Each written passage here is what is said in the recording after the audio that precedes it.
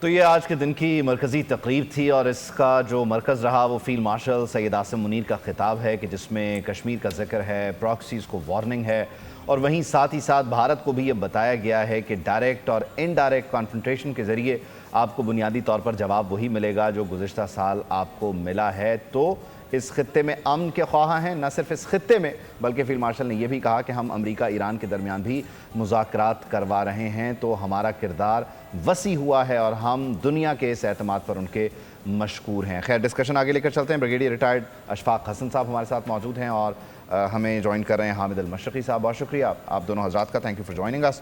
Brigadier صاحب، آپ سے اس کو شروع کرتے ہیں۔ ڈیفینیٹلی آج کے دن کو ہم سیلیبریٹ کر رہے ہیں اور ہماری جو برتری ہے وہ دنیا پر عیاں ہے، واضح ہے، دنیا اس کا کھل کر اظہار کر رہی ہے۔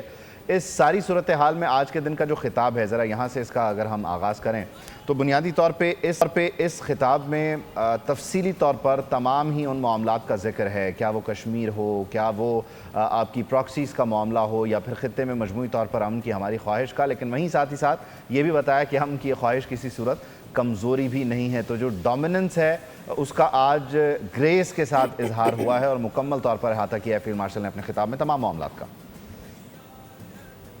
جی تھینک یو ویری مچ، بہت شکریہ فار ہیونگ می۔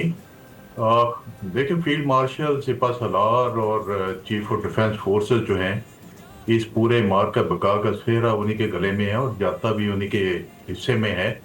جس طرح انہوں نے قیادت کی مارکہ بقا میں فورسز کی، اور جس طرح اس جنگ کو پلان کیا، ڈیزائن کیا، اور جس طرح میکسیمم منیمم پاسبل ٹائم میں اس کو ایکٹیو کر کے اینڈ کیا، اور پھر یہ بھی خیال رکھا کہ اس کا ایسکولیشن لیڈر ہے وہاں تک نہ لے کے جائیں کہ یہ آل آؤٹ وار میں تبدیل ہو جائے۔ اس پہ آج تک بات نہیں ہوئی، لیکن بہت اہم نقطہ ہوتا ہے کہ آپ اتنا زخم لگائیں دشمن کو جتنا وہ سہ لے، اسے زیادہ لگائیں گے تو پھر آل آؤٹ وار میں چلے جائیں گے۔ آل آؤٹ وار کسی بھی صورت میں نہ ہمارے لیے پاسبل تھی نہ انڈیا کے لیے، دونوں نیوکلیر اسٹیٹ ہیں۔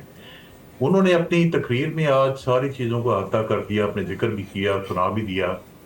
دو تین چیزیں اور میں کہنا چاہتا ہوں۔ ایک تو بڑا امپورٹنٹ فیکٹر جو انہوں نے ہائی لائٹ کیا اپنی اسپیچ میں وہ یہ تھا، یہ دو ملکوں کی جنگ نہیں تھی، یہ دو نظریات کی جنگ۔ وہ نظریات جو قائد اعظم محمد Ali Jinnah to nation theory میں لے کے چلے، ان کے بیچ میں جنگ تھی۔ ایک طرف ہندواتا اور اکھنڈ بھارت کی ڈومیننس کے خواب تھے، اور دوسری طرف ہماری سوورینٹی اور ٹیریٹوریل ایگزسٹنس جو ہے اس کا کویسچن تھا۔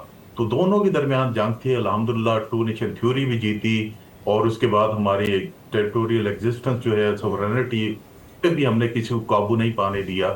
اور تیسرا فیکٹر جو بڑا انہوں نے ہائی لائٹ کیا تھا کہ یہ ایک آغاز تھا، واٹر ٹیسٹنگ تھی، لٹمس ٹیسٹ تھا to have a regional dominance اس خطے کے بیچ میں۔ اور دوسرا یہ ہے کہ پاکستان کو گلوبلی آئسولیٹ کرنا، یہ اس کا آغاز تھا۔ ایران وار سے پہلے یہ مل کے جو الائنس بنا ہوا اسرائیل، انڈیا اور دوسروں کا، اس کی کوشش تھی کہ جو ایک مضبوط ملک خطے میں بیٹھا ہوا پاکستان، اس کو تھوڑا سا ہم اٹیک کر کے اس کو نیچے دبانے کی کوشش کریں، اور اس کی واٹر ٹیسٹنگ کریں کہ اس کی کیا کیپیبلٹی ہے رسپانس دینے کی، جواب دینے کی۔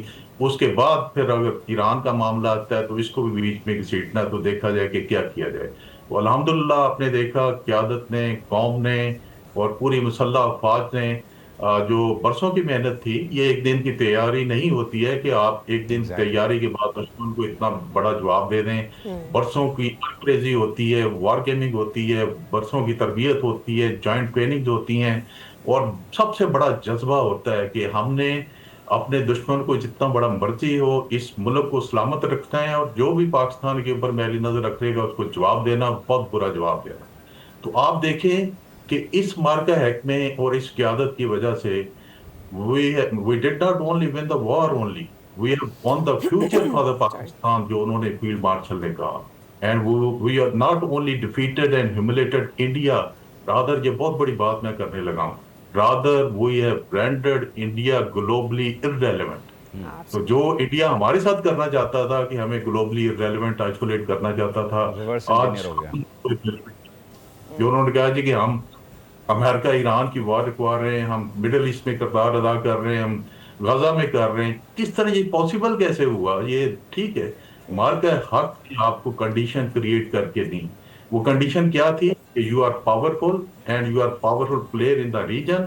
पावर इक्वेशन आपने टर्न की, गोल्ड पोस्ट चेंज हुई, जिसकी वजह दुनिया आपको देखना शुरू हुई। लेकिन आपकी जो देखें पावर पोटेंशियल तो सारा वही था, आपकी ज्योग्राफी भी वही है, जिससे फर्क पड़ता है लोगों मुल्कों के ऊपर, लोगों की इंपॉर्टेंस, मुल्कों की इंपॉर्टेंस बढ़ती है, वो सब तो वही था। लेकिन क्या हुआ कि आपकी लीडरशिप ने बीच में जो प्ले ऑन किया और बहुत अच्छा मेच्योरिटी पे अपनी डिप्लोमेसी चलाई, उससे दुनिया ने दरवाजे आपकी तरफ खोले, आपकी तरफ देखना शुरू किया।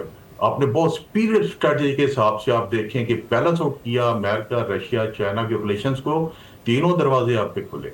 आपने बहुत अच्छी तरह बैलेंस आउट किया ईरान, सऊदी और गल्फ नेशंस को, सारे दरवाजे आप पे खुले। अल्टीमेटली क्या हुआ, सबने कहा कि Pakistan is a trust word, ये न्यूट्रल है, ये पावरफुल है, ये मेच्योर है, इनकी लीडरशिप बड़ी विजनरी है और मेच्योर है, इन पे ट्रस्ट किया जा।